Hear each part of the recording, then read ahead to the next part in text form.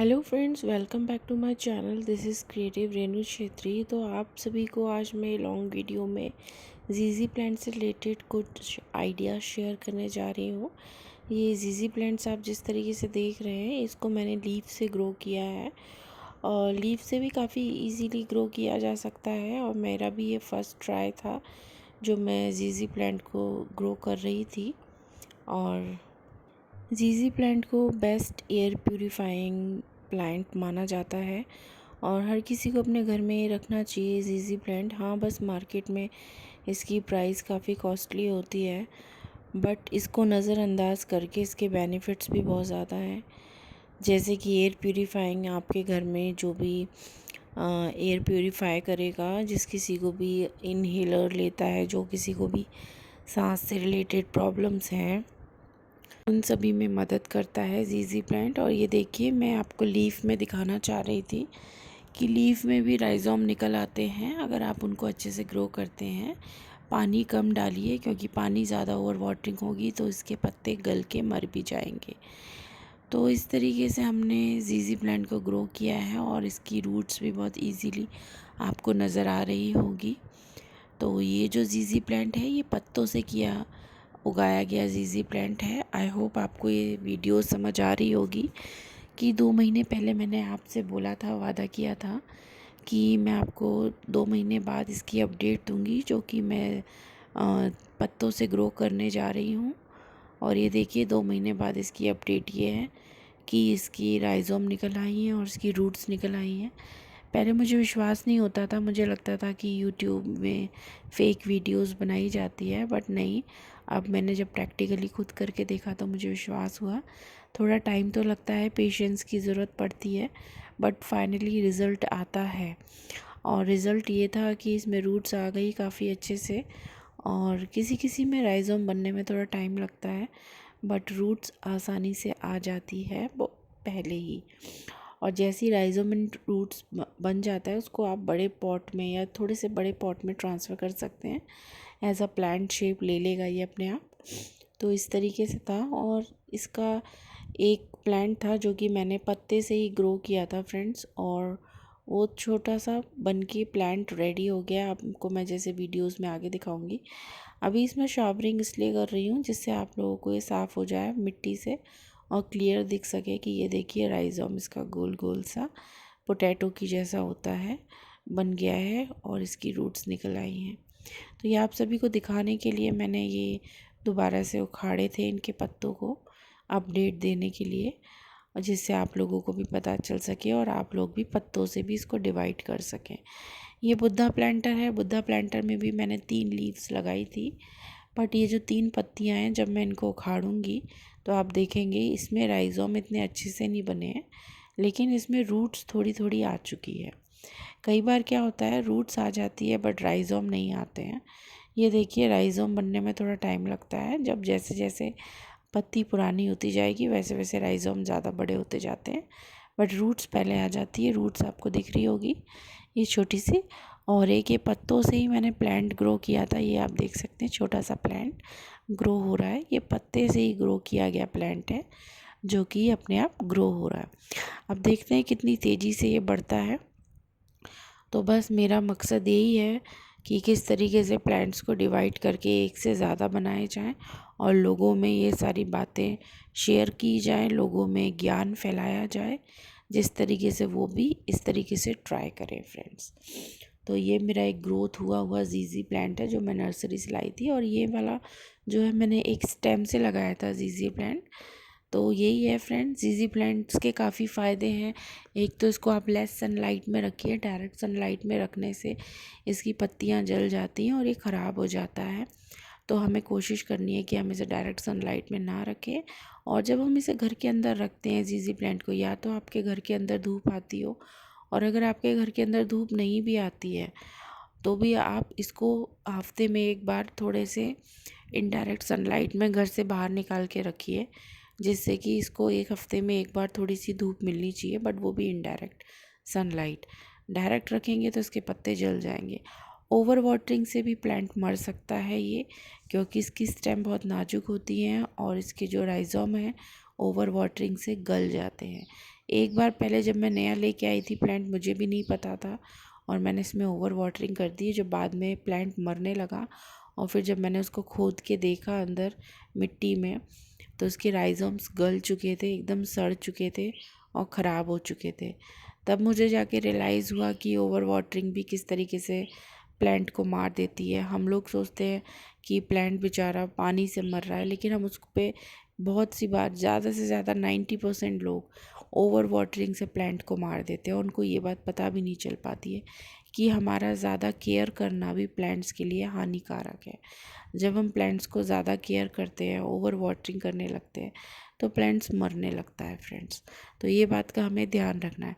आजकल तो ऐसे प्लांटर्स भी आ चुके हैं जिसमें हम, एक मशीन होती है, उसमें एक टूल होता है जिससे हम उसमें मिट्टी के अंदर टच करके उसको पहचान सकते हैं कि इस प्लांट को पानी की ज़रूरत है कि नहीं। वो टेम्परेचर बताता है प्लांट्स के बारे में। बाकी और इन्फॉर्मेशन अगर आपको किसी प्लांट्स के बारे में नहीं पता है तो आप गूगल में जाके सर्च करके देखिए। आजकल तो एक एप्लीकेशन भी आ चुकी है, प्लांटोरा नाम से ऐसे है कुछ, उसमें आप प्लांट्स की फ़ोटोज़ डाल करके उस प्लांट का नेम एंड उसकी पूरी हिस्ट्री एंड बायो जान सकते हैं प्लांट्स के बारे में। तो आजकल इतना कुछ टफ नहीं है, क्योंकि आजकल गार्डनिंग का क्रेज़ सभी में बढ़ता जा रहा है। जिसे देखो गार्डनिंग का क्रेज़ है, क्योंकि होना भी चाहिए गार्डनिंग का क्रेज़, क्योंकि गार्डनिंग और ग्रीनरी, नेचर एक ऐसी चीज़ है कि इंसान की मेंटली डिप्रेशन को, मेंटली प्रॉब्लम्स, ऑफिस की टेंशन, बिजनेस की टेंशन, ये सबको कम करता है। जब हम सुबह सुबह उठते हैं, हम ग्रीनरी नेचर में बैठते हैं, तो हमारा माइंड एकदम संतुष्ट होता है और पॉजिटिव वाइब्स आने लगती हैं और माइंड में एकदम पीसफुल, जैसे योगा करके मिलता है वैसा होने लगता है। तो प्लांट्स लगाना बहुत ज़रूरी है। अब ये मैं अपने टेरेस गार्डन में एक तरीके से झाड़ू लगा रही थी, तो अपने टेरेस गार्डन में ये जो पत्ते हो जाते हैं इकट्ठे, इनको हम कंपोस्ट में यूज़ कर लेते हैं फ्रेंड्स, क्योंकि इनको फेंकना नहीं है, कंपोस्ट में यूज़ कर लेना है। कई बार क्या होता है, हमारा प्लांटर बहुत ज़्यादा बड़ा होता है, अब इतनी मिट्टी हम कहाँ से लेके आएँ। तो उस टाइम हमें क्या करना चाहिए, बहुत बड़े प्लांटर्स में इतने सारे जो कंपोस्ट, हमारी पत्तियाँ सूखी निकलती हैं, इनको हमें प्लांटर में डाल देना चाहिए नीचे की तरफ, एंड ऊपर से हमें मिट्टी अच्छी जो बनी हुई वो डालनी चाहिए। तो ये जो कंपोस्ट मेरा निकलता है, इनको मैं वेस्ट नहीं करती हूँ। इसी तरीके से ये जो दिए वेस्ट निकलते हैं घर में, वेस्ट दिए होते हैं पूजा पाठ के या दिवाली के, इनको फेंकना नहीं।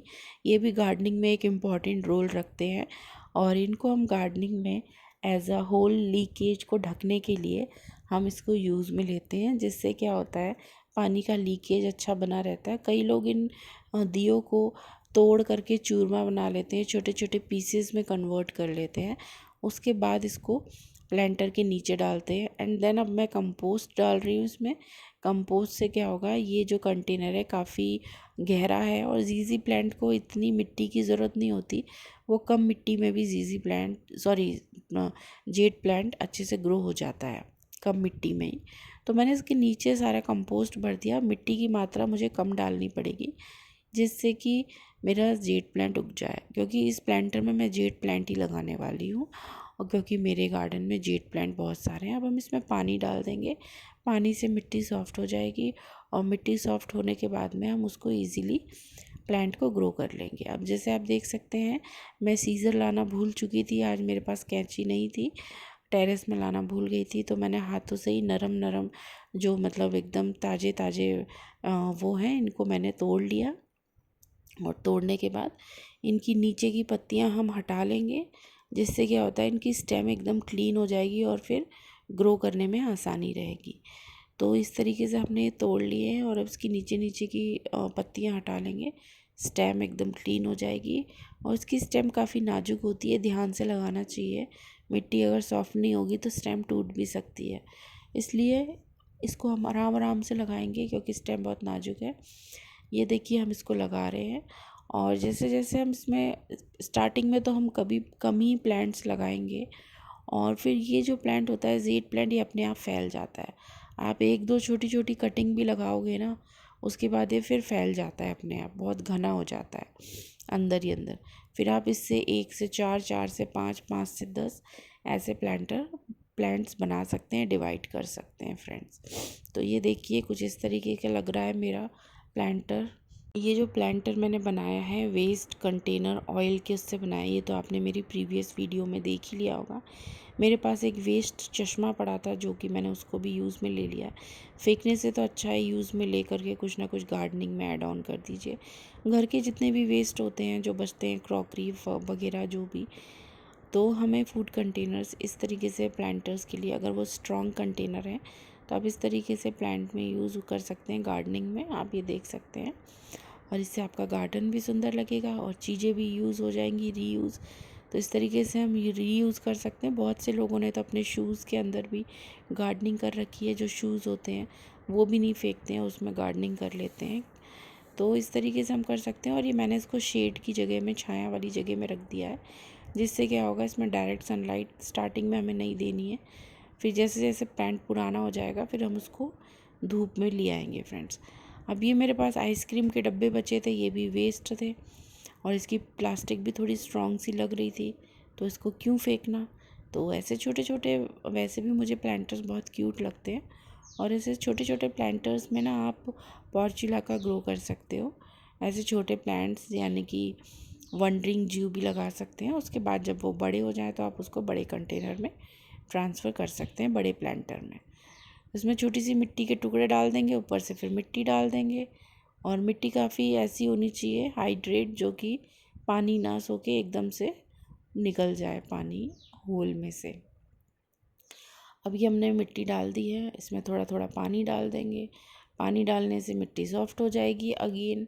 एंड देन अब इसमें मैं जीजी प्लांट लगाऊंगी, क्योंकि ऐसे छोटे प्लांटर में, सॉरी जीजी प्लांट नहीं, जेड प्लांट, क्योंकि ऐसे छोटे प्लांटर में जेड प्लांट जैसे ही प्लांट आ सकते हैं। और बाकी अगर आप कोई बीज उगाना चाहते हैं या कोई ऐसा प्लांट उगाना चाहते हैं, जीजी प्लांट भी उग जाएगा, बट फिर बाद में जब वो बड़ा हो जाए तो आपको बड़े प्लांटर में इसको ट्रांसफ़र करना पड़ेगा।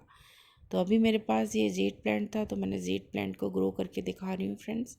ये देखिए कितने क्यूट लग रहा है। और इसी तरीके से हमें गार्डनिंग करते रहना चाहिए। लो बजट गार्डनिंग, यानी इसमें कोई पैसा नहीं है। और मिट्टी में तो आई थिंक आपको पता ही होगा, मिट्टी में तो कोई पैसा नहीं लगता, खाद में भी कोई नहीं। काऊ डंग, गोबर की खाद तो इजीली कहीं पे भी मिल जाती है। अगर आपके पास गोबर की खाद नहीं भी है तो भी आप, जैसे कि कोकोपीट होता है, नारियल का बुरादा, आपके घर में नारियल तो खाते ही होंगे, नारियल का बुरादा भी आप इसमें डाल सकते हैं। और इस तरीके से उसको काफ़ी प्रोटीन वगैरह, जैसे प्लांट्स को ग्रो होने में काफ़ी ताकत मिलती है। तो इस तरीके से फ्री गार्डनिंग इस तरीके से आप कर सकते हैं लो बजट में।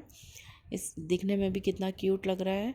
और अगर आपके पास स्पेस कम है, ज़्यादा बड़ा गार्डन नहीं है, तो आपके पास छोटी बालकनी है, तो आप उसमें से छोटे छोटे प्लांटर्स लगा सकते हैं, जिससे कि आप जब अपने मॉर्निंग में उठें, आप अपने बालकनी में आए, तो ऐसे छोटे छोटे प्लांटर्स, छोटे छोटे अपना लो बजट गार्डनिंग करके, छोटा सा गार्डन देखिए, आँखों को सुकून मिलता है। कुछ तो लगाएं एटलीस्ट अपने गार्डन में। बालकनी छोटीज़ होती हैं, बालकनी में जगह नहीं होती है, तो हम ऐसे कम स्पेस वाले जगहों में से छोटे छोटे प्लांटर्स का इस्तेमाल करके प्लांट्स ग्रो कर सकते हैं, जैसे कि ये मैंने ग्रो करे हैं। और ये काफ़ी सुंदर भी लगते हैं। और मुझे तो स्पेशली फ्रेंड्स ज़्यादातर छोटे प्लांटर्स ज़्यादा अच्छे लगते हैं, उनको डेकोरेट करना, उनको डीआईवाई करके क्रिएट करना। इसमें पहले मैंने पेंट करने की सोची थी, बट फिर मैंने बाद में पेंट नहीं किया, क्योंकि ये प्लांटर मुझे ऐसे ही अच्छे लग रहे थे। आइसक्रीम के जो डब्बे थे ये, इसमें एक्रेलिक पेंट करने का मैंने सोचा नहीं, क्योंकि यही पेंट मुझे ठीक लग रहा था, तो मैंने ये नहीं किया। आप देख सकते हैं कितना सुंदर लग रहा है। इसको अब थोड़ी देर, एक दिन के लिए शेड में रखेंगे, उसके बाद आप इसको डायरेक्ट सनलाइट में रख सकते हैं। और 7 से 8 घंटे की सनलाइट आप इसको ज़रूर दिखाइए जेड प्लांट को। अभी मैं एक नेक्स्ट प्लांटर और बनाने जा रही हूँ। ये मेरे पास वेस्ट बॉटल थी, तो इसमें मैं एक्रेलिक पेंट कर रही हूँ। बाद में मैं इसमें फेस बना के वो नेक्स्ट वीडियो में शो करूँगी, क्योंकि हर वीडियो को, सारी वीडियो को एक साथ नहीं बनाया जा सकता फ्रेंड्स, कुछ टाइम भी लगता है। अभी ये मेरी वीडियो आधी बन चुकी है। आई होप आपको मेरी वीडियो अच्छी लगी होगी। अगर वीडियो अच्छी लगी हो तो लाइक एंड सब्सक्राइब करना ना भूलें। गार्डनिंग से रिलेटेड वीडियोस मैं बनाती रहती हूँ, डीआईवाई प्लांटर्स मैं बनाती रहती हूँ फ्रेंड्स। तो ये मेरे डीआईवाई प्लांटर्स अभी बन रहे हैं, जब बन के पूरे रेडी हो जाएंगे तो नेक्स्ट वीडियो के साथ फिर मैं पेश होऊंगी। और तब तक के लिए आपसे आशा करती हूँ आप सभी को मेरा वीडियोस गार्डनिंग से रिलेटेड अच्छे लगते होंगे, और आप मोटिवेट करते रहिए, जिससे कि मैं कुछ और नए नए प्लांटर्स बनाती रहूँ और गार्डनिंग की टिप्स लेके आपके सामने आती रहूँ फ्रेंड्स।